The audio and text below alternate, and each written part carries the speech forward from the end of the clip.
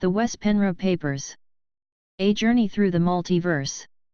The Third Level of Learning. http://wespenre.com. The Third Level of Learning. Paper number 3, Channeled Entities Part I. The Harvesters of Souls. By Wes Penre, Sunday, February 10, 2013. Revised, Tuesday, February 12, 2013. Part 1. 1. Some major channeled sources. We have no proof if there are more channelers today than it was a few hundred or 1,000 years ago, because in the past there was no internet, and information coming from channelers were most likely being considered witchcraft by the mainstream religion and heavily suppressed. So we can assume that many psychics kept quiet if they made contact. Still, we can also assume that the phenomenon is more widespread now than it was in the past, because if the channeler didn't claim that the source was from angels or whatever god or gods that were worshipped at the time, the world never got to know about it. Also, the sources make contact because they want their message to become known, and not just for the material to stay between them and a few people. At least that is mostly the case. Also, we've noticed that since the RA material came out, the amount of channelers have skyrocketed, a true sign of the end times. If you ask a channeler what the difference is between their particular source and other sources out there, most, if not all of them, will tell you a lot of things that are different and why they have chosen to work with their particular entity or social memory complex. Evidence show, however, that most of them seem to have a common goal, and it looks like they just use different angles to address the same issue in order to attract a different kind of audience, similar to an advertisement firm which puts a certain touch to an ad in order to reach a certain public. Some can take quite drastic measures trying to make people pay attention. The thing most of the channeling have in common besides the harvest is that they say that they are us in the future. But are these sources benevolent, or are they wolves in sheep's clothing? It is a very complex subject, much more complex than one would think, and it's not black or white. Whether humankind will gain from our connection with them in the long run or not remains to be seen, but after have studied quite a few of them, it looks like they are here to make amends to us for one reason or another, or at least that's what they want us to believe. It's interesting, though, that they contact us now when we are in the middle of taking a giant step in our evolution. Albeit there may be reasons for this. As humans once again become more psychic, many people are more prone to tuning into the vibrations of these entities, when they perhaps may have wanted to get in touch with us much sooner if they could have. The internet has certainly been a blessing in disguise in this regard. Whatever we think about them, it's hard not to acknowledge that they are giving us information we would not have been able to find anywhere else at this point in time, and evolution would have been slower. The fact is that we as a species have been isolated from the rest of the universe for so long that now, when the grid is about to fall apart, and perhaps the quarantine is being lifted, a lot of things are bound to happen simultaneously, from our perspective. The ability for channeled sources to get their message heard is one thing, then we have star beings who can more easily come here and incarnate in order to either help or destroy, the major part of the Syrian alliance, who previously had a hard time breaking through the quarantine, can now enter via stargates, almost exclusively in spiritual form. In the meantime, and because of the above, the chaos is increasing and so is the confusion, both amongst common people and in the realm of power. The PTB can't get away with things they used to, because many humans can see through the lies, and some of people in authority are being thrown to the wolves, having their dirty laundry being hung out in public. While all this happens, the channeled sources are playing an important role in these times, for good or for bad, or both. I will present this subject from my point of view, and the reader can decide for themselves. I ended the previous paper, paper number 2, in Wait for Things to Come with discussing one of the most popular and well-received channeled material of our time, the RA material. We are going to continue now and discuss some other channeled entities, from here on called sources most of the time, with a similar view as that of RA. We are also going to see that they are actually working together on a common goal to oversee the harvest of souls. And the souls we are talking about is of course the human souls. 1.1. The Elohim. I believe the Cassiopeans are those who come closest to the Ra cosmology, something they themselves have no problem admitting, although there are some differences, too, of course. Another source who claims connection with Ra is the Elohim. This is what they call themselves. The Elohim are channeled by two women, Daphne Karandanis and Terry Brown. A third person, who is asking the questions, makes it a trio, and his name is Winfrey, a former musician. Mind you that the group which channeled the RA material were also a trio, although the setup for the RA sessions was different, with only one channeler, Carla Ruckert. Before I go too deeply into this, I want to mention to the reader that I do not have any solid proof who these sources really are, and although there are those who are obviously malevolent, it's not always so. And there are also those whom you can tell are here to help, even when they have their own agenda. My intention is not to talk badly about certain groups and praise others. I will give you some information and sometimes draw a few conclusions, but the final conclusion must be yours. I will connect some dots, and you will decide whether I do a good job or if a lot more needs to be said about this. Personally, I have come to some conclusions that make sense to me, but if it shows that I am incorrect regarding some groups, I will address that later in the light of more information. Also, I want to make clear that I am not attacking the person or the group who channel these sources, as I think most of them have good intentions, but when comes to the sources themselves, they may not always be whom they present themselves to be. This Elohim channel opened themselves up to the above group back in 2002 when Winfrey and his fiancée, Daphne Karandanis, drove up from California towards Oregon. When they reached Mount Shasta in Northern California, a voice began to talk through Daphne. Win started asking some questions and the voice answered. This was the beginning of their now 12 years and contact with the Elohim. Interestingly enough, Mt. Shasta is known for its paranormal activities, UFO sightings, and underground facilities, and there is also a Stargate located in the area. The reader can see the details about how it all started, and much more, in Win's ebook, The Creator Gods of the Physical Universe Want to Talk to You, which can be downloaded for free on the internet, and later on, Terry came into the picture as well, also being able to channel this same group of entities. In Win's case, it's easy to understand at least one reason for his loyalty to the Elohim, which is that they apparently saved the life of his sister, who was terminally ill. She is now fully recovered, from what I understand. There is no way such an incident wouldn't affect you. All he did, he says, was to ask them for help and they responded. Still, Win is telling us that he was very skeptic about them for a long time, and it took quite a while, and some serious research to establish in his own mind that they are benevolent. He suggests everybody else does the same. Win says that the Elohim can be of assistance to mankind in 3 ways. 1. They can inform us in such a way that we can dispel our fears. 2. They penetrate this reality with love-light energy, which can uplift the vibration here, and 3. They can intervene, such as with healing, but only within the guidelines of free will. They would never help somebody if it harms someone else. The Bible talks about the Elohim being synonymous with God himself, in spite the fact that Elohim is plural.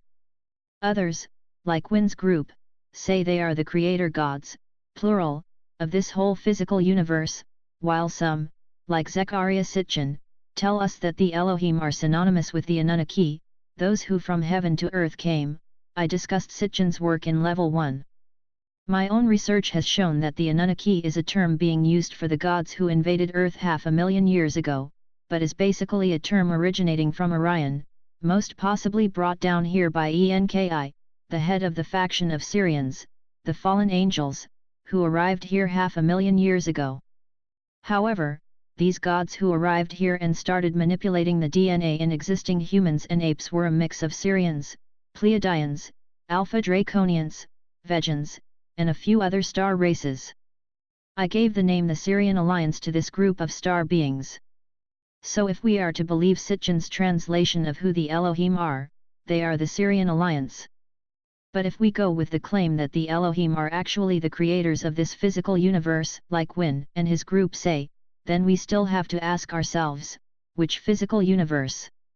The 4% or the 96%?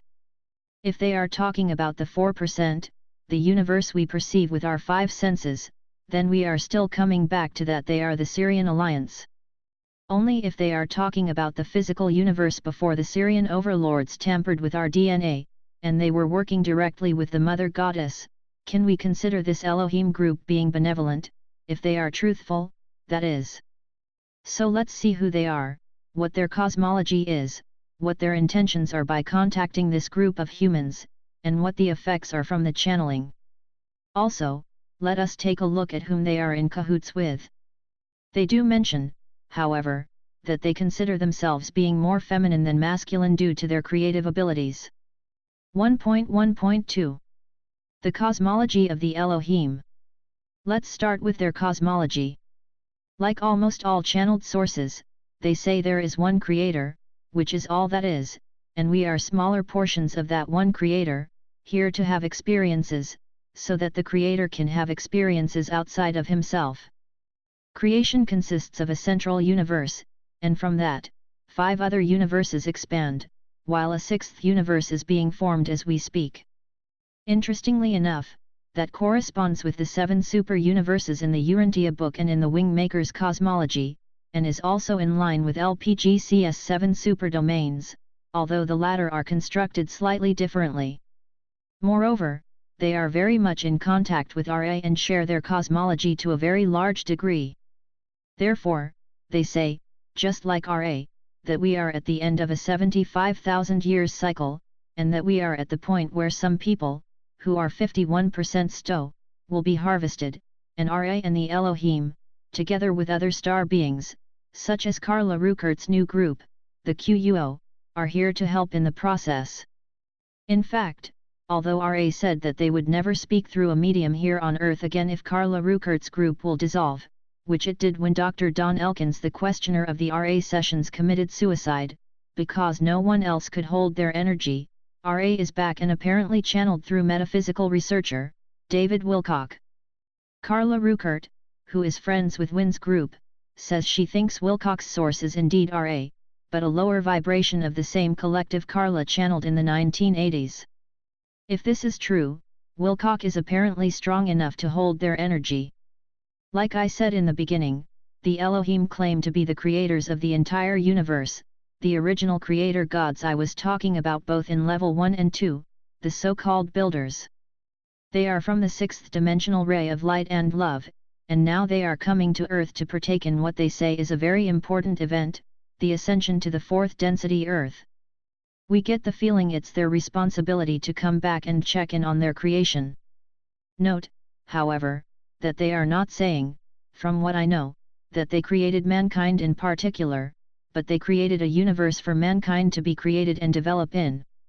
They also say that 2012 and the Mayan calendar, and prophecy in general, has a lot to do with why they are here now. It's all connected to the harvest and the end of a major cycle. 1.1.3 Angelic beings from outside time. Wynn says in his book, The Creator Gods of this universe want to talk to you, p.26, that Ptah is a high individual soul, who made himself known to Wynn and Daphne, although he happens to be a member of the RA group. So, curiously enough, we now have the terms RA and Ptah. Ta was the Egyptian name for Enki as the first pharaoh of Egypt, and Marduk, Enki's son, is also known as Amun Ra, the hidden Ra. This name issue, Ptah and Ra, has been addressed at times with the RA group, who denies any connections with the Egyptian deities. Oh well, coincidences then? I just find it peculiar that both Enki and his son, Ra, are presented, name-wise, in the RA group, and Ptah is channeled by Daphne side by side with the Elohim group, Elohim also relating to the Syrians, just like Ra/Marduk and Ta/Enki. Why so many coincidences and still they deny them all? Anyway, the difference between the RA group and Elohim is that the RA collective are graduates from the 7-density realm, while Elohim exists outside of time. RA have incarnated here in this physical universe, while the Elohim have not. The Elohim have entered this reality out of curiosity to see how it is to live in 3D, but they have never incarnated. Some of them have never even left their realm outside time in order to stay pure and not be affected by the realms below. To understand what it means to live outside of time, the Elohim explain it like this: if something lives outside of yourself, you must add time to the factor as a reference point of before and after. No reference point, no time. If it's true what they say, it makes me think they live in the KHAA, but what they are describing is the 4% universe and its dimensions and densities.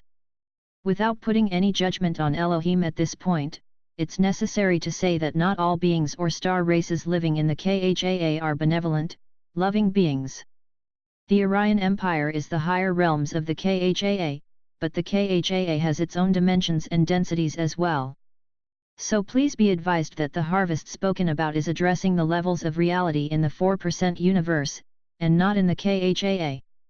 Not once has any of these sources, except the Pleiadians what I know of, even mentioned the real universe, the 96%, although they simply address it as the invisible universe invisible to our five senses, that is. 1.1.4. Channeling the Elohim. The Elohim are allegedly transmitting great portions of love and light, at least according to many of those who attend the sessions. They also say they love us tremendously and think very high of human beings. We are very special, according to them. Although, sometimes a less loving thought pattern is revealing itself to us.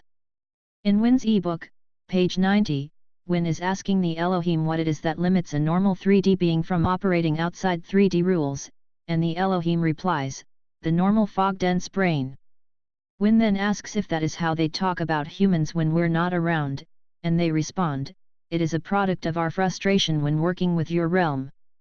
One would expect a huge amount of love, and understanding in particular, from beings who say they are the highest of highest on the universal scale and after all have created it, but their response here clearly shows that they don't look upon us that highly after all. I am a being, still being stuck here in 3D, working hard to work myself out of the trap. I am communicating with my fellow 3D beings every day, beings who don't know anything about what's going on, and I don't feel frustration anymore. If I don't feel frustration when dealing with our 3D issues, although I'm just a 3D being, why would they, who apparently are supposed to feel infinite, unconditional love?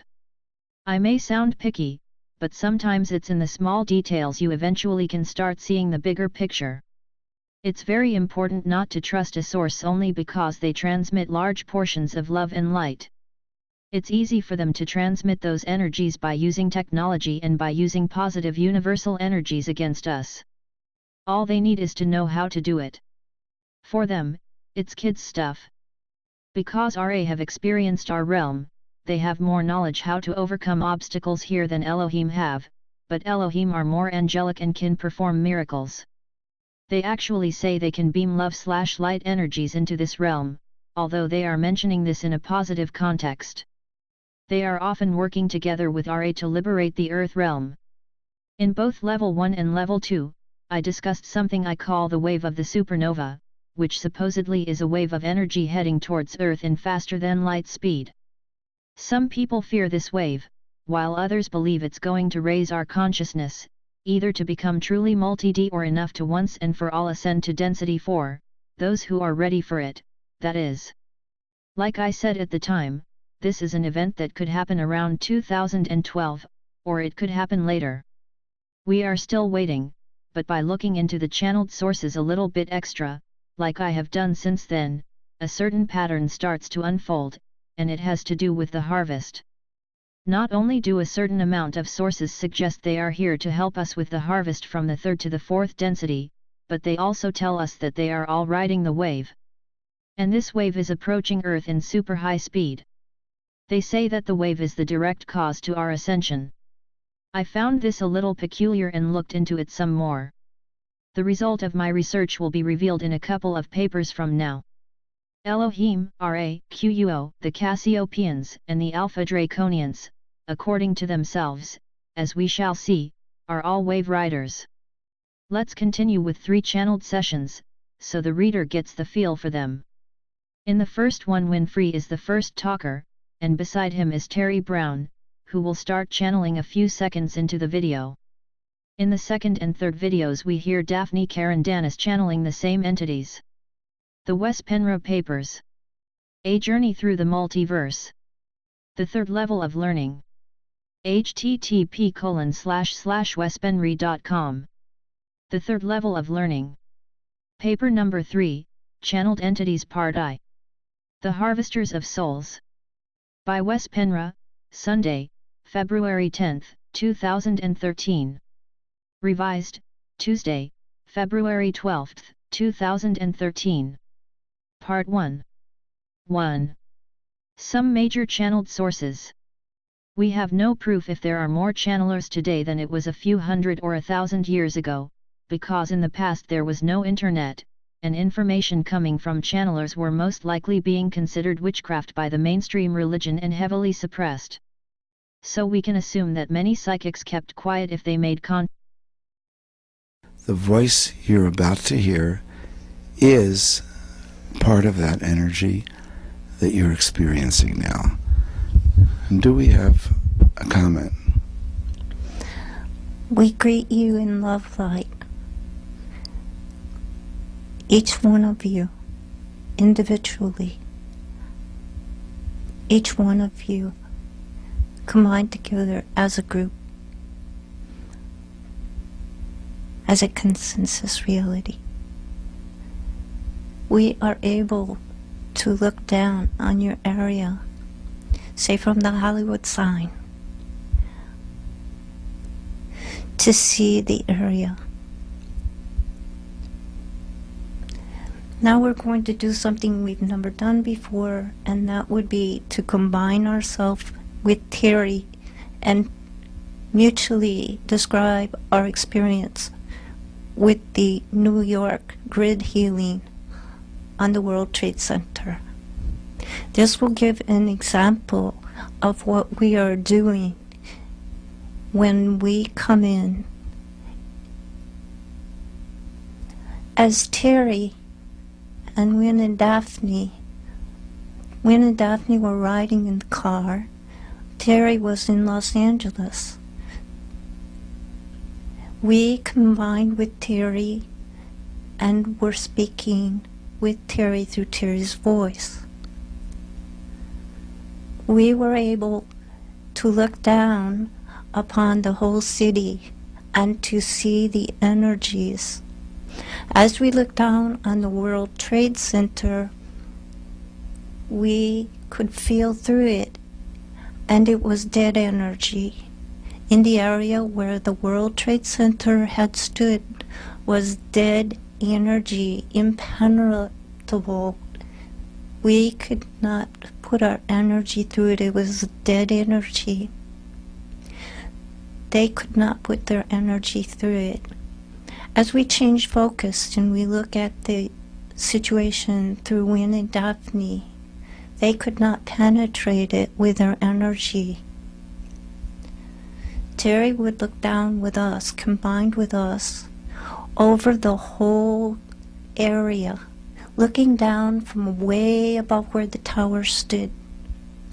And it was almost funny because on that very day the storm was coming in from the ocean.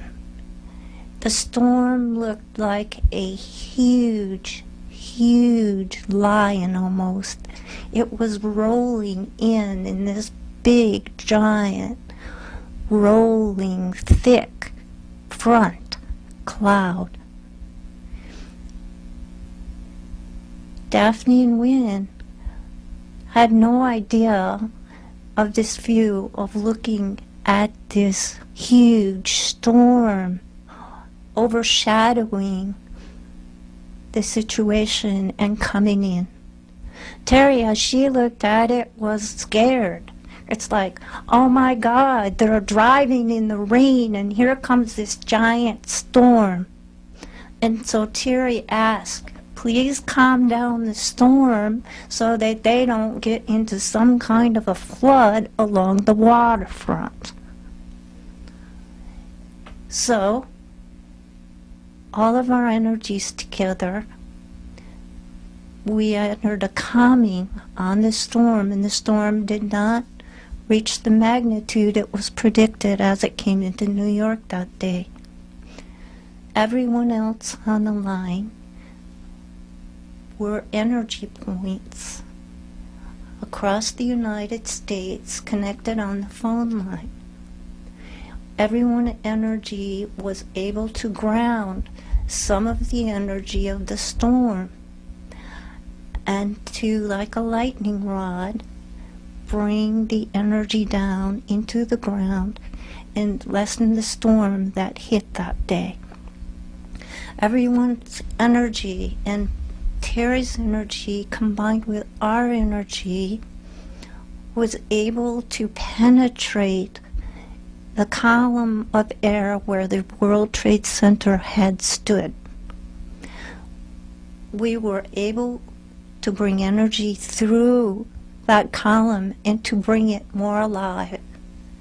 The rip in the space-time continuum, the rip in the matrix that happened that day was able to be refreshed, as one might refresh a computer screen, and to begin to bring the molecules and the particles back into hope and to vibration, because the vibration was really sacked on that day and stayed there as a memory.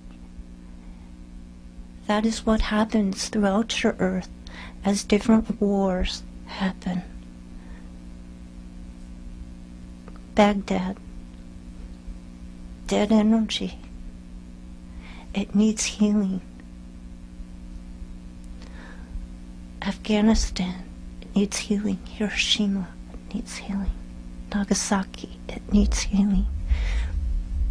On the great healings, we can bring through healing to the memory complex, the Akashic records, where the earth holds these rips in its space-time complex. We can heal it together. The more people that can ground this energy and bleed it off to reestablish and refresh the area so that it can again vibrate with its original wanted vibration and reestablish the energy.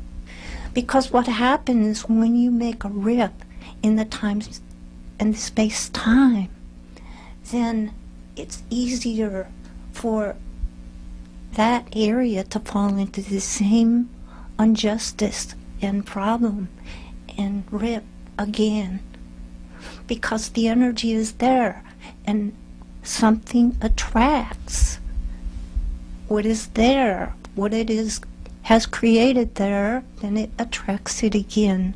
As you know, the fires in Malibu, and then they happen again, and then a few years later they happen again. So we can come in and heal this rip and this memory, this Akashic change in the complex, and we can re-establish and revitalize the area. And each person here that is hearing this, we welcome you to join and to be with us and to help us heal the earth. Because you see, the more of us that can get together and can establish a new consensus reality, then the better chance that we will have a new earth, a vibrant, creative earth, that the few people that are terrorizing it won't be able to do that anymore. Thank you. We are honored that we are able to be here. We are very honored. We are honored by you. Adonai. Thank you. And those of you who are listening and feel the energy and the importance of that message, please join us on our conference call on Sunday morning, where we do these grid healings, where we have these interdimensional energies, the Elohim and the Ra, coming in, and the phone number is 218-936-1100, and the pin is 37525 pound. And all you have to do is come in with a high intention and wanting to contribute your energy and your love to this group happening. And you don't have to talk. Usually people say their name and their city. And if you get comfortable with it, then you can volunteer one Sunday to go to a location and help anchor the vibration at a location near you. And what they say is there's no such thing as a bad location. There's better locations, but you can't do anything wrong in this. If you go sit in your car outside of Starbucks, that's a location.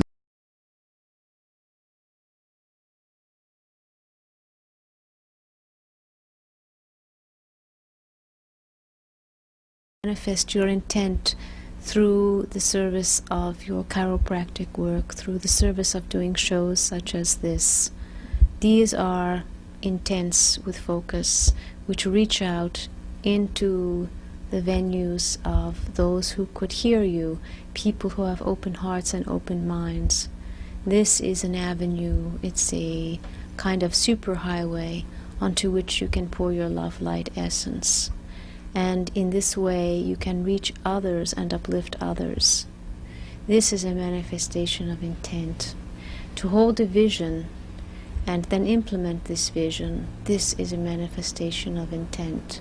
To hold a hopefulness, to hold a joy, to hold an ecstasy, and to see this manifested through some creative avenue into the world at large, this is an example of pure intent. When you desire to serve not only yourself, but to serve others equally and to uplift them to the same level of understanding as yourself, this is a level of pure intent. Does this help? Absolutely, absolutely. Thank you.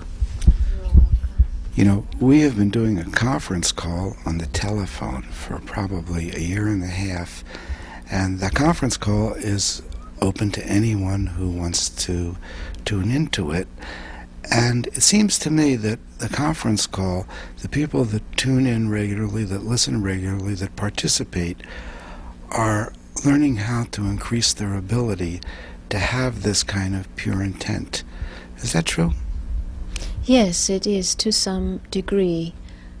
Maddie's work takes it a step further in that she engages people on more levels of consciousness, but your work is a step in the right direction.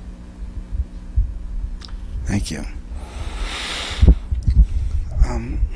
Any more questions, Maddie? No. I would like to just say that according to the many conversations that I've had with this voice that identifies itself as the Elohim, there has been a detailed explanation for this period of time. And they call it a dimensional shift. And it has to do with the end of this 75,000-year cycle, where the vibration of the earth is going from third chakra to fourth chakra, or from power to heart. And that in order to go with this uplifted vibration, your heart chakra has to be open slightly more than half. So I just thought we'd make a closing comment, because according to the information, we just have a few years to hold that energy for each of us and decide our path. Am I saying that accurately? Somewhat accurately. The Earth herself is already vibrating at 4D and moving into 5D. Humans are vibrating at 3D, attempting to move into 4D. That is why there is so much in terms of the earth changes and a kind of difficult birth right now. There is a kind of cacophony in terms of the consciousness collectively of most humans and those of Gaia and of the animal kingdom. But in general, what you have said is a correct concept. There is to be a separation of frequencies. It is happening even as now we speak. Do you have any closing comments for us? We are greatly honored and privileged that you have invoked us and asked your questions. We are available whenever you have the need for clarification or for answers at this time. It greatly honors us to be able to help Earthlings in transition during this time of the great shift of the ages. The parting comment shall be from Archangel Michael. Adonai, Archangel Michael speaks. Behold, I give to you from the flame of the violet ray the empowerment, the attunement of the one infinite creator, of the galactic central sun, of the Hunab-Ku. This is Archangel Michael. You may call on us during this time of trial, during this time of the shifting of the frequencies, of the uplifting of your own vibratory resonance. The times ahead are challenging, and yet they are full of great gifts. Grab these gifts fast in your hands and your hearts and your minds. You are about to embark on an adventure beyond your wildest imaginings. Hold fast to love, hold fast to light, hold fast to all that you hold dear and true and near to your own heart. Your heart is the portal, your heart is the key. Your heart and trust are the litmus tests in these next 3 years. Stand fast and let nothing come between you and your heart. Adonai, Adonai, Tsebaoth.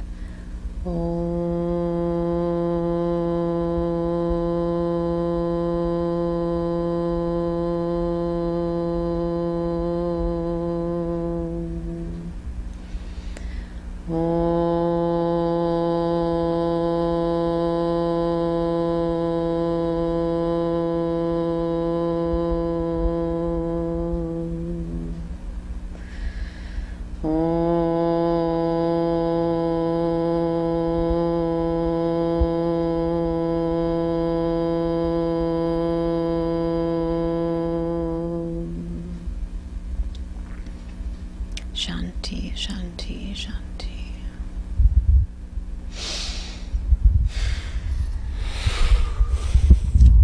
I'd like to say we have a spiritual support network where we do free conference calls every night, where we have sometimes the messages of the Elohim directly on the phone call. And you're all welcome to join in, contact the person who does the show, and she'll get the information to you.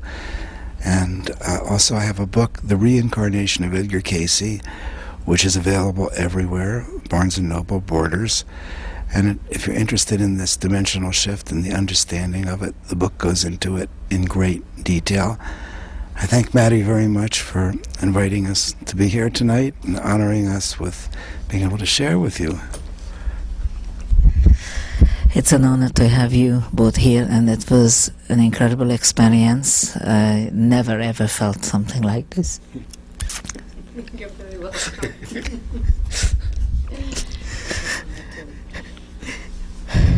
And I would like to close today's show with this.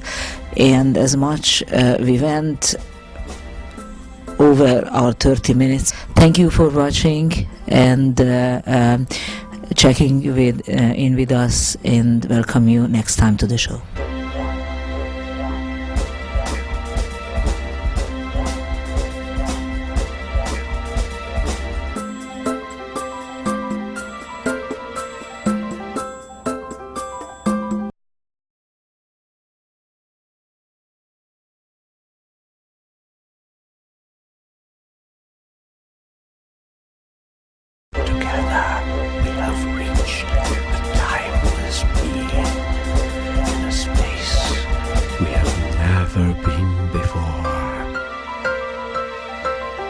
Welcome to the Vortex.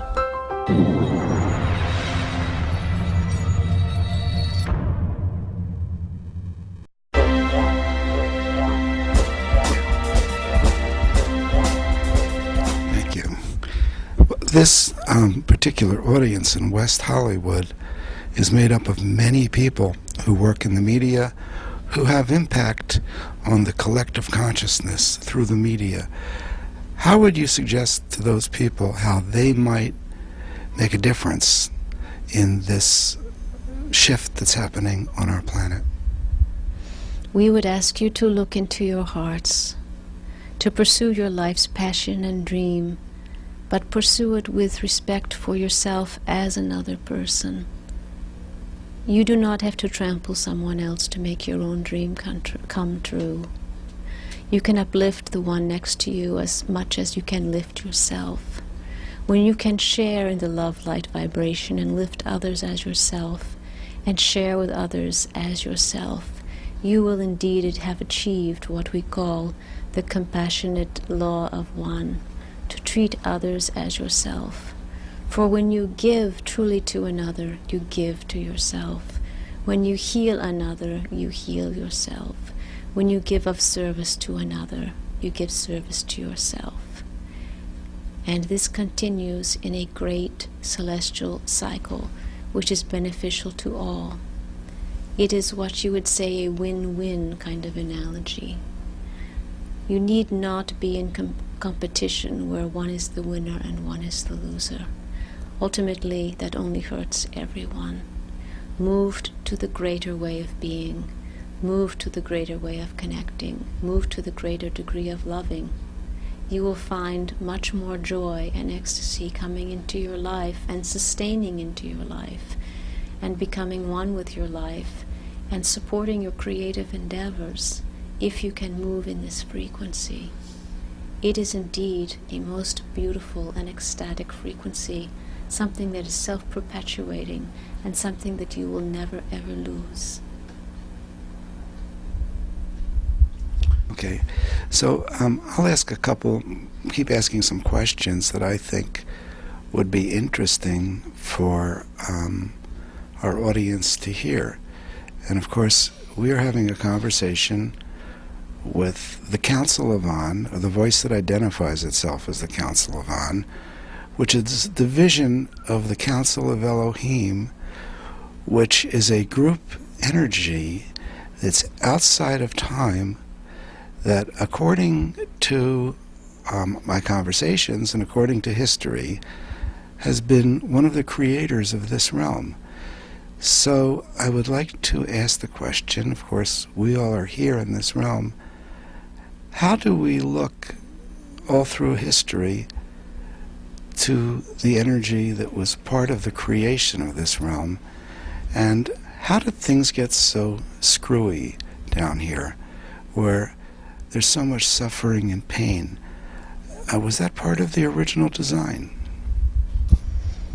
You must understand that for us it is all as an experiment.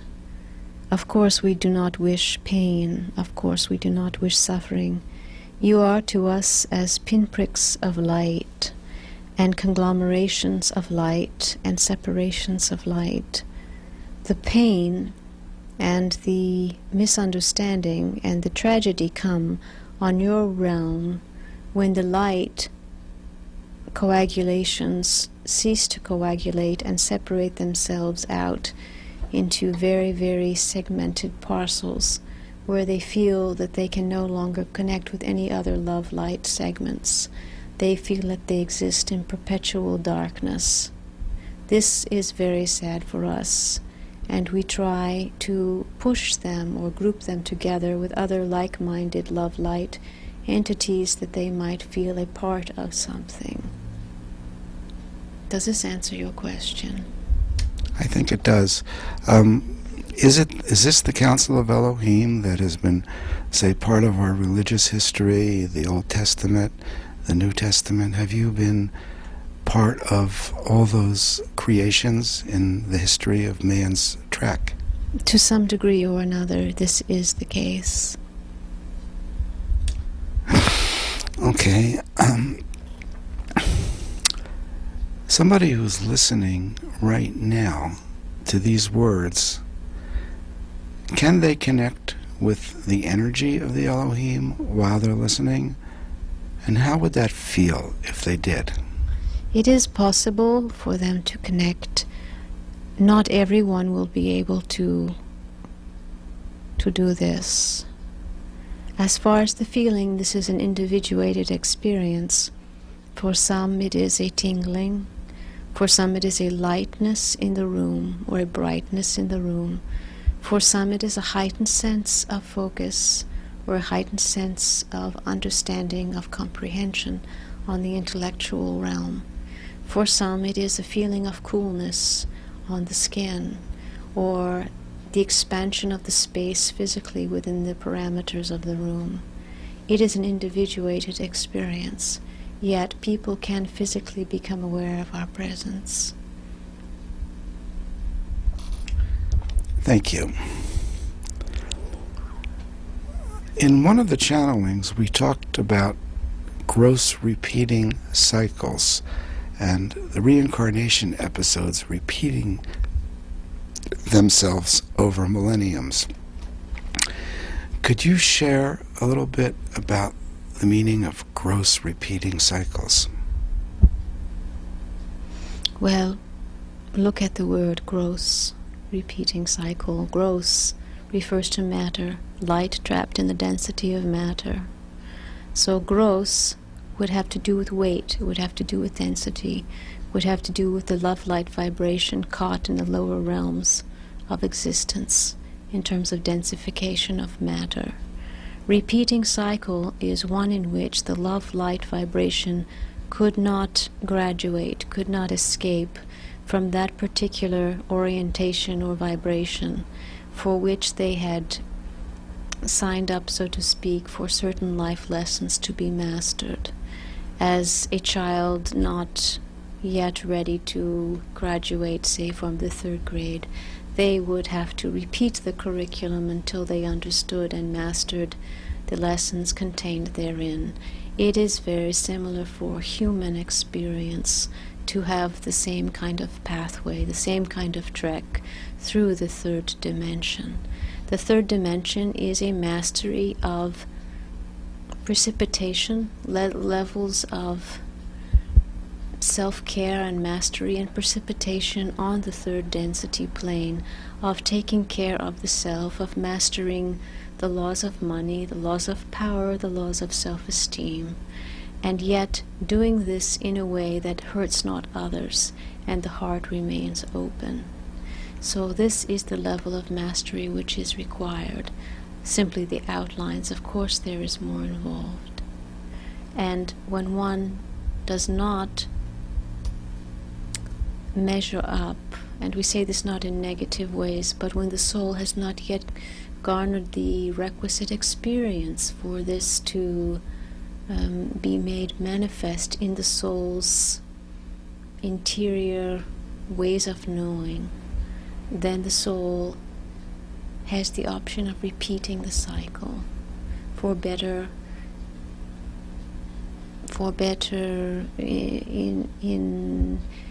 enmeshment, for better interiorization of these particular skills. It is, of course, free will. Nothing is forced upon a soul. Thank you. I think you said earlier, you spoke about choosing fear in love. How does a person choose love in a world that has so many reasons to be fearful? Through practice, through experience, through knowing, through discernment, which eventually leads to wisdom. And it is in the wisdom that the love comes forth. It is in the wisdom of choosing, to choose the difficult path, even though it is the difficult path, knowing. These videos are merely short examples of all the channeled sessions by Elohim, of course, and are perhaps not even directly representative for them. I simply picked them more or less at random on YouTube. I also wanted the reader to hear both Terry and Daphne channel. I advise the reader to go to YouTube and listen to more sessions to get a broader picture of this channel. I have talked to Winsome, and what he repeatedly says is that those who are either attending the conference calls or are sitting in the live audience often feel an increase in energy, a feeling of happiness and joy, and overall uplifting experience from being in the energies of these beings. Also, by reading transcripts, many people can feel a similar thing, because the energies are put into the words in the transcripts. I am not going to comment on how people feel when they listen to Elohim, however, that's a very personal experience.